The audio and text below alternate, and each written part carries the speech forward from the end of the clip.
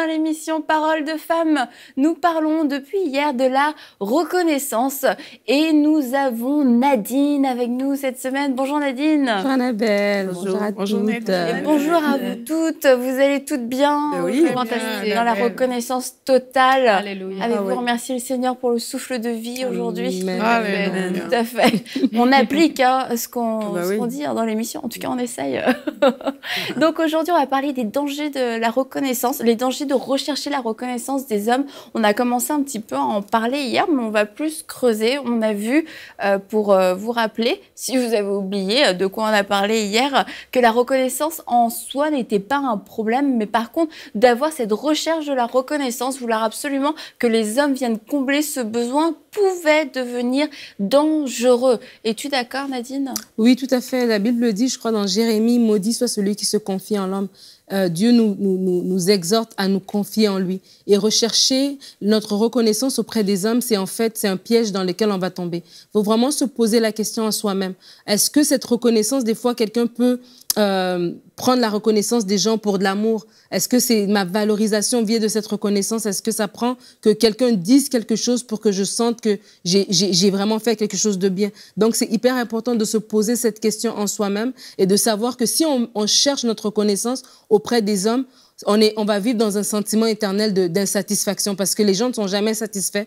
Ce que tu leur donnes aujourd'hui, comme on dit, une expression, j'aime bien les expressions québécoises, tu donnes la main, il prend le bras. Donc, tu donnes, aujourd'hui tu fais 5, mais demain il en voudra 10, après il en voudra 15, ça finira plus de finir, tu vois. Donc, c'est vraiment important de ne pas s'appuyer là-dessus parce que c'est aussi une occasion de stress parce qu'on met tout notre bien-être dans les mains de quelqu'un. C'est-à-dire que si je m'attends à la reconnaissance de quelqu'un, c'est que si elle ne me la donne pas, du coup, ma journée est finie, mon sentiment d'avoir fait quelque chose de bien et s'arrête, mon sentiment d'excellence, de travail bien fait s'arrête. Pourquoi? Parce qu'au lieu de moi-même évaluer ce que j'ai fait et de l'apprécier d'abord moi-même, je m'attends à ce que les autres le fassent à ma place. Donc, c'est très, très dangereux parce qu'on se met toujours dans un sentiment justement d'insatisfaction continue, à mon avis. Moi, je pense aussi qu'il y a un aspect de maturité aussi là-dedans.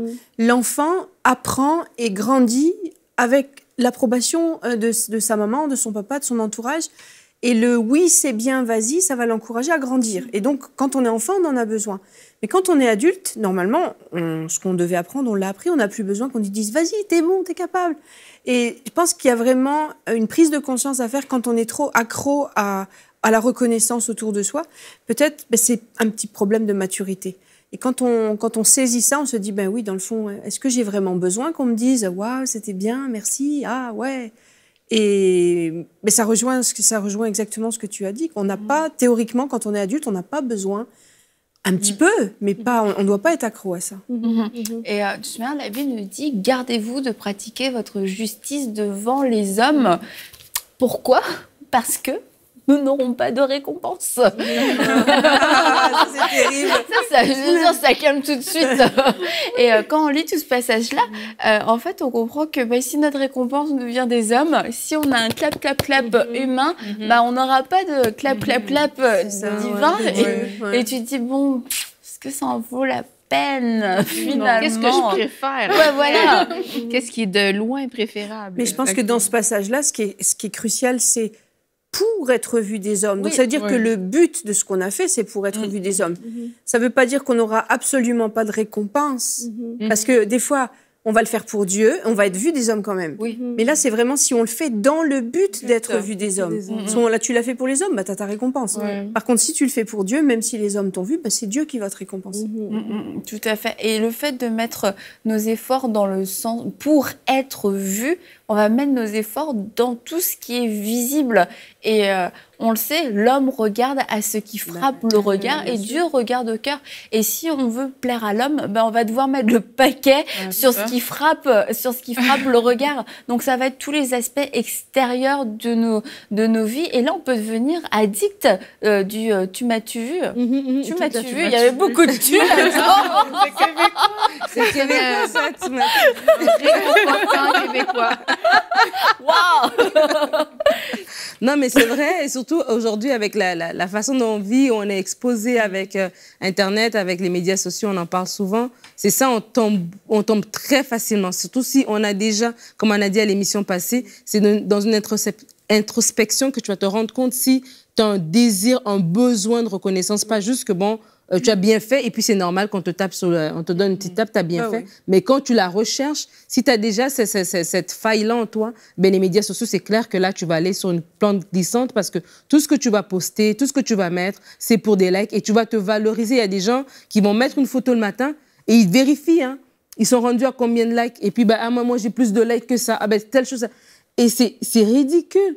Mais c'est vraiment, ils le vivent comme ça. Et là, on tombe dans la comparaison, on tombe dans la recherche de l'approbation des gens, dans le m'as-tu vu, dans s'exposer, juste pour que les autres personnes disent, OK, ah, elle a une belle maison, elle a une belle voiture, elle est très jolie ou quoi que ce soit. C'est très dangereux. C'est que parfois, c'est même pas ça la vraie vie de certaines personnes. Non. Et vu qu'on parle des réseaux sociaux, il faut vraiment comprendre que c'est virtuel, voilà. C'est quelque chose de virtuel, ça veut dire que c'est pas dans ça, en fait, qu'on doit mettre tous nos efforts. C'est pas là que on va retrouver un besoin de reconnaissance, mais qu'on sera comblé. C'est pas à ce niveau-là. Donc, c'est vraiment très important parce que la société aujourd'hui, qu'est-ce qu'elle fait? C'est qu'elle enseigne les gens à être visibles. Elle enseigne les gens à se mettre en avant et à se valoriser d'une certaine manière. Et finalement, c'est quand on est dans ce standard-là qu'on se sent bien parce que la société a défini une norme qui est celle-là que, OK, quand tu seras filmé de telle manière, quand tu seras plus ceci ou plus cela, ben là, tu seras bien. Du coup, on évolue avec cette norme fixée par la société et c'est d'elle qu'on tire notre valeur. C'est d'elle, on se dit, ah, OK, mais si je suis bien parce que la société a un standard de reconnaissance pour dire que, voilà, je suis OK ou pas. Et parfois, très souvent, on tombe dans le piège de définir notre vie sur ce standard-là que la société a établi. Donc, il faut vraiment qu'on comprenne que c'est pas à la société de nous dicter nos règles. C'est d'ailleurs à cause de ça qu'on voit beaucoup de choses sur Facebook, beaucoup de poses prises d'une certaine manière, beaucoup de différentes choses. C'est pas à la société de nous dicter comment faire, mais c'est vraiment à la parole de Dieu de nous imposer une façon de faire. Sinon, on reste toujours dans le virtuel. On reste dans des choses qui ne sont pas... Et dans le superficiel. Exactement. Ah, ouais. Et on nourrit, à la fois on se nourrit de ça, mais on nourrit aussi ça chez tout le monde, puisque si tout le monde le fait, bah, ça devient de plus en plus la norme et c'est de plus en plus difficile d'y échapper. Alors si, en tant que femme chrétienne, on se dit, OK, il faut que je sorte de ce cercle vicieux, il faut que je sorte de ça, ça peut faire la différence dans ma vie, premièrement, mais ça va faire la différence aussi dans la vie de mes enfants, parce que je vais leur inculquer que cette addiction à l'approbation sur les réseaux sociaux est vraiment malsaine. Et peut-être que mes amis vont le voir aussi, d'autres sœurs dans l'Église. Et la manière aussi dont on peut faire le ministère, là, on va plus s'adresser aux femmes qui sont dans le ministère. Attention, ce n'est pas parce qu'on a beaucoup de likes, on a beaucoup de gens qui nous suivent, que forcément Dieu est en train d'approuver ça.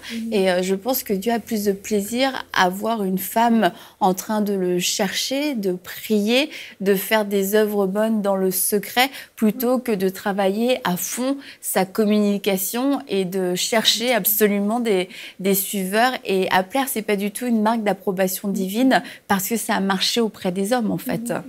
Non, ouais. J'aimais, je pense que c'était une citation de Reinhard Bonnke, qui disait... si on t'applaudit... N'acceptez pas les applaudissements des hommes et vous ne serez pas détruits par leurs critiques. Ah ben voilà. Voilà, c'est ça. Ça rejoint exactement ce que tu es en train de dire. Et c'est vraiment vrai. Et des fois, soi-même, on a parlé de la reconnaissance hier et même aujourd'hui, c'est que quand on est conscient, dès qu'on est conscient que ah, là, c'est une pleure de banane, c'est une pente glissante pour moi. C'est des fois même de se mettre dans une position où est-ce qu'on ne va pas me reconnaître. C'est vrai. Si que tu es quelqu'un, tu te rends compte que tu avais des douleurs émotionnelles de par ton passé, parce qu'hier, on a lu le livre du pasteur Castanou qui parlait des fois, les moqueries ou les humiliations ou l'éducation qu'on a reçue nous a donné des blessures qui ont fait qu'on a créé un vide, un manque affectif qui fait qu'on met un signe égal entre la reconnaissance des gens et l'amour. Tu vois? On peut penser que parce qu'on me reconnaît, ça veut dire que je suis valable. Parce qu'on me reconnaît, ça veut dire ce que je fais est bien. Mais comme on l'a dit, comme tu l'as dit, Anne, c'est immature. Quelqu'un qui est mature sait que ce que je fais, je sais que c'est bien parce que je sais que ce que je fais est bien. C'est ce que Dieu me demande de faire ou c'est ce qui est juste. Alors, quand on se rend compte qu'on a un peu brouillé les pistes par rapport à ça, ce qui est important de faire, et c'est lui-même qui en parle dans son livre, c'est que si, par exemple, tu es quelqu'un qui aime les honneurs, ben refuse les honneurs. Tu vois? Si, par exemple, dans l'église, tu es quelqu'un, il y a des gens comme ça qui doivent être autour du pasteur, doivent s'asseoir devant ou doivent... Arrête, même si tu viens d'acheter une nouvelle voiture, ben parque-toi 2 rues plus loin, puis viens à pied. Tu vas te forcer toi-même à rejeter ça, à refuser qu'on te donne les honneurs, à refuser qu'on t'appelle par ton titre. Si tu es juge, tu es médecin, ben à l'église, tes frères, sœurs, bon, on va t'appeler par ton prénom. Et tu te forces toi-même déjà à guérir de ça. Du coup, il y a des pages Facebook qui doivent être fermées. Je me prononce. Oui, je sens qu'il y a des gens qui vont se... Non, mais je sais pas pour taper gratuitement sur les réseaux sociaux parce que les réseaux sociaux sont ce qu'on en fait. Je veux dire, Facebook n'est pas un problème en soi, Instagram n'est pas un problème en soi.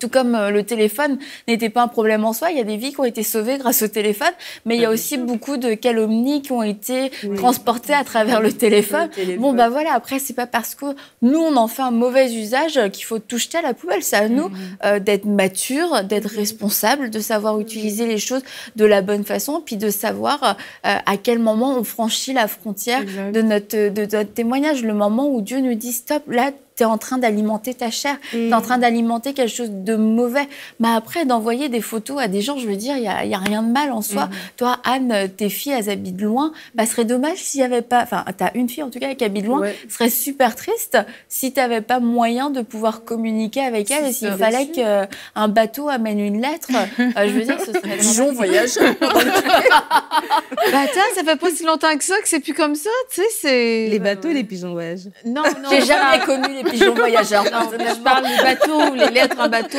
ça arrive. Mais quand il faut attendre juste la lettre. Mais le problème, je pense, de la reconnaissance et des réseaux sociaux, c'est si c'est notre moteur pour vivre. Je pense qu'il y en a qui vivent pour ça du matin jusqu'au soir. C'est les selfies sans arrêt. Et puis, c'est une vie artificielle qu'ils vivent pour avoir la reconnaissance. Je pense que à un moment donné, c'est là où, quand Dieu nous dit, ben, je pense que tu es allé trop loin parce qu'en fait, ta vie, tu vis une vie qui n'est même pas réelle, tu vis une vie à travers le miroir des réseaux sociaux. Et puis, ça, tu te crées un personnage aussi. En même temps, c'est que ça crée des pathologies même, je trouve. C'est pathologique. Et on n'a pas le recul nécessaire pour voir les impacts que ça va avoir sur notre génération. Mais je me souviens, fin des années 80, il y avait Jean-Jacques Goldman qui disait dans une de ses chansons, elle vit sa vie par procuration devant son poste de télévision. Donc à cette époque-là, on en était à la vie artificielle qu'on vivait au travers des personnages des séries. Puis je trouvais que c'était bien dit, c'était même assez poétique ce qu'il avait dit. Mais je crois que maintenant, on est rendu vraiment au stade du dessus, là. C'est-à-dire qu'on n'est pas devant un poste de télévision à regarder la vie hypothétique de quelqu'un d'autre. On est en train de se forger nous-mêmes une vie mensongère. Et on met en scène une vie mensongère de nous-mêmes dont on est le principal personnage. Parce que c'est très peu les gens qui mettent vraiment leur vraie vie en vitrine dans les réseaux sociaux. Bon, c'est le meilleur de soi. Mais moi, je me dis, mais en regardant ça, mais je me dis, mais c'est quasiment, c'est too much là. T'es beau, t'es dans un beau cadre, les gens mettent vraiment en vitrine. Mais c'est normal, c'est humain. Ouais, voilà. Tu vas pas moi, tant qu'à faire à mettre une photo, je t'assure, je vais en mettre une. Tant qu'à se mettre en vitrine, autant que ce soit flatteur. Et du coup, mais je crois que c'est vraiment pernicieux parce que même on s'installe dans un mensonge parce que la vie est pas faite que de strass, de belles coiffures. Non, tu te lèves le matin, t'as la coiffure pétard, t'es pas au mieux de ta forme. Mais c'est aussi ça, la vie. Et on refuse quelque part cet aspect moins glorieux pour ne montrer que le glamour qui correspond, comme disait Aurélie, aux standards que la société nous a renvoyés. Donc c'est encore pire que de vivre sa vie par procuration en regardant les séries télé. Moi, je pense qu'il faut savoir pourquoi on fait ce qu'on fait, en fait. Et c'est ça. Les réseaux sociaux, ils sont là, encore. Il y en a tellement. Mais il faut savoir pourquoi je fais ce que je suis en train de faire. Pourquoi est-ce que je poste ma photo. Et on a tout différentes raisons qui peuvent être valables. Et la raison d'une personne peut ne pas être la mienne. Elle est valable, mais le pourquoi, comme on est en train de le dire, si mon but est d'être vu, d'être apprécié et que je trouve ma valeur en ça, mais il faut que je me pose la question, enfin, il faut que je me dise, il y a peut-être un problème quelque part qu'il faut régler et trouver des solutions, comme Nadine a dit, les solutions sont un peu personnelles. Il n'y a pas une solution magique. Oui, puis on a toutes des limites différentes. Exactement. On a toutes des motivations différentes. Mais je pense que le pourquoi, on doit vraiment se poser la question sur pourquoi je fais ce que je fais. Est-ce que si telle personne ne réagit pas, est-ce que je suis OK avec? Si j'ai 0 like, est-ce que je suis OK avec le fait d'avoir posté ma photo? Il faut vraiment qu'on se pose des bonnes questions au final. Et ça va peut-être aider. Mais quelquefois, les likes, c'est même pas un problème, c'est aussi les commentaires négatifs. Parce que quand on s'expose, c'est sûr, à l'approbation, à la reconnaissance, mais on s'expose à la critique. Et comme Reynard Bonnke a dit, si les applaudissements des gens ne nous affectent pas, leurs critiques ne nous tueront pas non plus. Et je crois que cette recherche de la reconnaissance va pouvoir nous... à ce piège, en tout cas, de nous détourner, parce qu'il y a des hauts, il y a des bas dans la reconnaissance, de nous détourner de notre destinée et puis parfois même nous amener à nous compromettre. Tout à fait, à nous compromettre.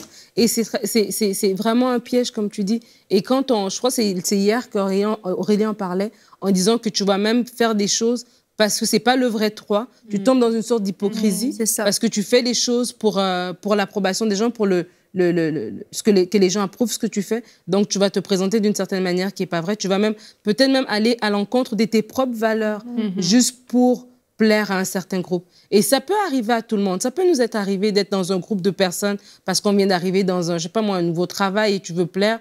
Et là, ils font des blagues que tu n'es pas très d'accord, mais tu ris jaune pour plaire à ces gens-là, pour... T'as déjà vu un jaune? Continue. Et donc ouais, ça, tu te compromets. Mais à la longue, ça c'est un événement épisodique, mais à la longue, c'est pas sain de vivre de cette manière-là. Il faut vraiment faire attention. Je crois que même dans les réseaux sociaux, nous, on a un regard extérieur. Tu peux regarder quelqu'un qui poste, qui a 5000 likes, je sais pas moi, surtout sur Instagram. Et puis, tu peux dire, mais elle le fait pour la reconnaissance. Mais peut-être que elle, ça la dérange pas. Elle est assez mature dans son cheminement. Puis comme tu dis, il y a aussi des commentaires négatifs parce que c'est pas juste ce qui est beau qui vient avec l'exposition. Donc, c'est plutôt à toi de te poser la question, moi, si je serais dans cette position, est-ce que j'aurais ce sentiment-là? Ah oui, si je l'aurais, tu travailles en toi, parce que sinon, on va tomber dans le jugement de voir que quelqu'un qui pose des selfies, c'est quelqu'un qui est superficiel, or que peut-être que c'est pas ça, parce que pour elle, ça, c'est pas le... Mon mari fait des selfies des fois. Ah oui? Pas superficiel. Mais je suis toujours sur les selfies avec lui.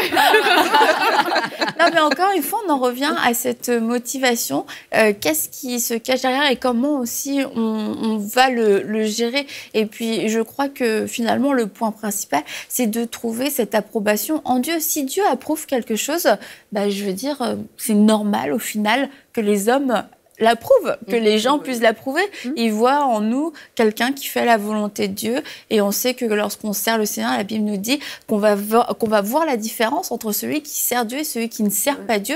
Et je crois qu'une des façons dont Dieu met un sceau sur une personne, c'est entre autres par la faveur surnaturelle qui nous accompagne. Et la faveur surnaturelle, ça peut être d'incliner le cœur des rois, ça peut être une faveur surnaturelle dans les finances, dans les relations, dans un tas de domaines, et c'est certain que les gens vont du coup nous approuver, mais cette approbation vient en deuxième. Oui, elle vient en deuxième, et des fois, si on peut être dans des situations où on fait quelque chose que Dieu nous demande de faire, puis les gens sont pas d'accord, et on peut penser que si les gens sont pas d'accord, ça veut dire que Dieu n'est pas là, or que c'est le contraire.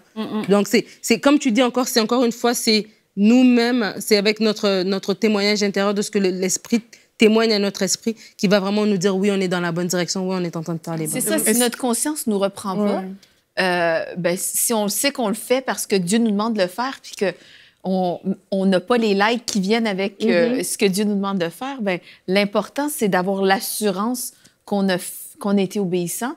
Et puis après, si je le fais, par contre, au sens inverse, Dieu m'a demandé d'arrêter de faire ça, Et puis, ben là, j'ai beaucoup de likes. Ça veut pas dire non plus que ça a prouvé de Dieu parce qu'il y a tous ces likes-là. Mais tu as tellement raison, Mathilde. Moi, j'ai un livre, je pense que c'est E.M. Bounds, ce monsieur, que quand il a écrit plein de choses, mais de son vivant, s'il serait vivant aujourd'hui, je pense qu'il n'aurait pas 1 million de followers. Tu vois, à l'époque, quand il écrivait, les gens n'étaient pas hyper intéressés. Mais aujourd'hui, c'est des livres sur la prière qui bénit tellement de gens. Donc, c'est ça aussi, pour dire, des fois, tu peux faire quelque chose à cette période-là. Ça ne semble pas approuvé. Mais si Dieu te l'a mis à cœur, Dieu l'approuve.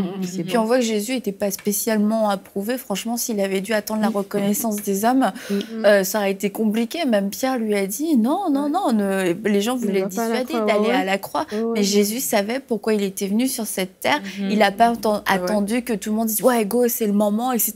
Au contraire, c'est le moment où lui-même aurait peut-être eu besoin d'encouragement.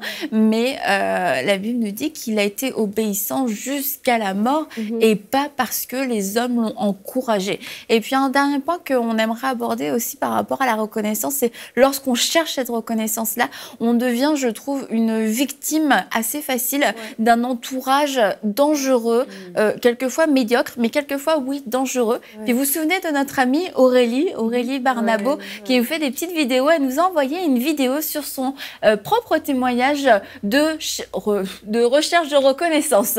Donc, on l'écoute tout de suite. Hey, c'est Aurélie avec vous et j'espère que vous allez bien. Aujourd'hui, j'ai envie de vous parler du fait comment moi, je trouvais en fait ma reconnaissance dans les garçons et aussi dans le fait d'être populaire. Quand j'étais petite, j'étais la seule fille noire de mon école maternelle et primaire, collège.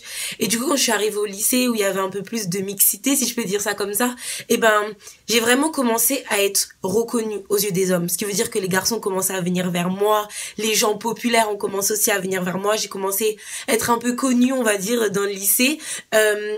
Mais en fait, ça a fait que accroître ce besoin d'être reconnue de la part des hommes, en fait. Ce qui a fait que pour que je sente que je sois reconnue, il fallait que je sorte avec un garçon. Pour que je sente que je sois reconnue, il fallait que je traîne avec les gens super populaires de la classe. Enfin, du lycée. Ce qui veut dire que ça a tellement influencé ma façon de voir les choses, ma façon de penser, même ma relation avec Dieu, en fait. Tellement je cherchais vraiment... vraiment cette reconnaissance en fait vis-à-vis des hommes et dans les hommes et dans cette popularité. Et du coup ça a fait que dès que je sortais pas avec un garçon, ma reconnaissance, j'avais l'impression qu'elle était gone, qu'elle était partie. J'avais l'impression que j'avais plus aucune valeur, que j'étais plus belle. En fait, il fallait qu'il y ait cette autre personne pour me faire sentir oui, t'as de la valeur, oui, t'es reconnue, oui, t'es belle. Et c'est là que Dieu est venu faire toute la différence, en fait, parce que il m'a montré que j'avais pas besoin de cette reconnaissance de l'homme, en fait. De l'homme avec un grand H, donc que ce soit les filles populaires ou même les garçons, que j'avais pas besoin de cette reconnaissance parce que j'avais sa reconnaissance, en fait. Et je me suis rendu compte à quel point ça faisait du bien. C'était un soulagement de plus dépendre sur les hommes, mais de dépendre sur Dieu. Et le verset que j'ai envie de vous laisser aujourd'hui, c'est celui d'Ésaïe 43:4 qui dit « Parce que tu es précieux à mes yeux et que je t'aime ». J'ai envie de te dire que tu es précieuse aux yeux de Dieu, que tu as de la valeur aux yeux de Dieu et que même si les hommes ne reconnaissent pas ta valeur, Dieu la reconnaît. Amen. Merci beaucoup Aurélie. J'espère que toi, tu n'es pas gone. Je rigole. Je trouve ça rigolo. Mais on voit que cette jeune fille, elle a cherché à avoir des relations avec des garçons, etc.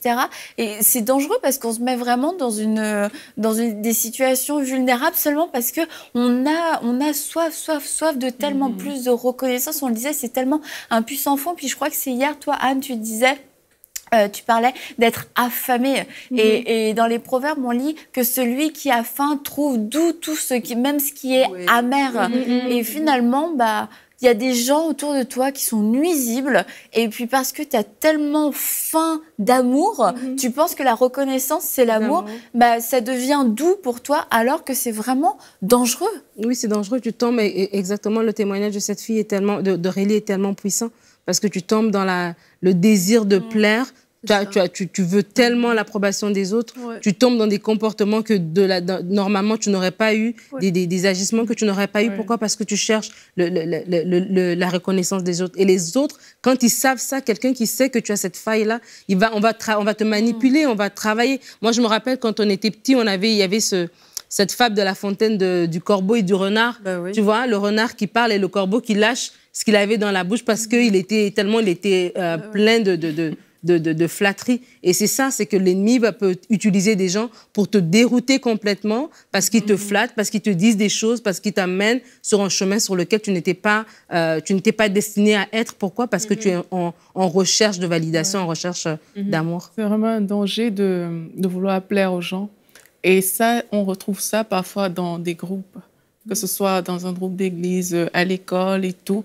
On va se rendre compte que on est attiré par nos amis, par les relations, et on a envie de se conformer, on a envie d'être comme tout le monde, et on recherche finalement ce désir de reconnaissance. Donc là, c'est vraiment une interpellation dès qu'on fréquente un groupe, que ce soit au travail, partout. Mais il y a ce désir qui vient et qui s'installe.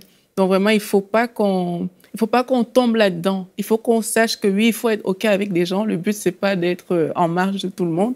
Il faut être OK avec des gens, mais il faut être OK par rapport à ce que Dieu nous a demandé, par rapport aux valeurs que Dieu veut qu'on communique. Et c'est ça notre cadre, en fait. Donc, notre cadre vient vraiment de Dieu. Et après, tout ce qui est à côté, qui ne rentre pas dans ça, il faut aussi que nous soyons OK avec ça. De se dire, OK, peut-être toi, on est différent, t'es pas comme moi, mais moi, je ne tirerai pas ma valeur de ce qui vient de toi. Je tirerai ma valeur de ce qui vient de Dieu et c'est ça qui fera la différence pour moi, tout simplement. Quand on sait que notre valeur vient de Dieu, on n'a pas besoin de vivre notre vie à travers les autres. Et aussi, on ne sera pas constamment nourri par cette reconnaissance. Et puis, si on réalise qu'on a de la valeur au prix, qu'on a du prix aux yeux de Dieu, qui nous aime, on va pouvoir être nous-mêmes et vivre la vraie destinée que Dieu a pour nous, au lieu de vivre une vie simplement pour plaire aux autres, essayer d'être quelqu'un d'autre pour plaire aux autres, pour avoir leur reconnaissance. Donc, on peut s'arrêter et dire, aujourd'hui, qui suis-je? Et retrouver avec Dieu aux yeux de, donne-moi ta pensée, Seigneur, qui suis-je à tes yeux? Je veux vivre ma vie comme toi, tu veux que je la vive. Mais demain, on va voir comment, justement, arrêter de souffrir de ce manque de reconnaissance, comment être à l'aise, même s'il y a personne qui nous reconnaît. Et j'aimerais finir cette émission en vous rappelant ce verset, cette parole que Jésus a dit, que nul ne peut avoir deux maîtres à la fois, parce qu'il en aimera un, il haïra l'autre, il s'attachera à un et il méprisera l'autre. Et aujourd'hui, je voudrais vous demander qui est votre maître, qui dirige réellement votre vie, qui motive vos actions, vos choix, vos décisions, comment vous réagissez, la manière dont vous réagissez, la manière dont vous gérez votre temps. Et j'aimerais vraiment vous inviter à vous mettre devant Dieu et lui demander, Seigneur, est-ce que c'est réellement toi, mon maître? Est-ce que c'est vers toi que mes pensées vont? Est-ce que c'est vraiment ton approbation que je recherche? Et je crois que le Seigneur va vous répondre. Et on se retrouve alors demain pour une prochaine émission de Paroles de femmes. Comment apprendre à ne plus souffrir du manque de reconnaissance? Envoyez-nous votre témoignage à paroledefemmes@enseigne-moi.com.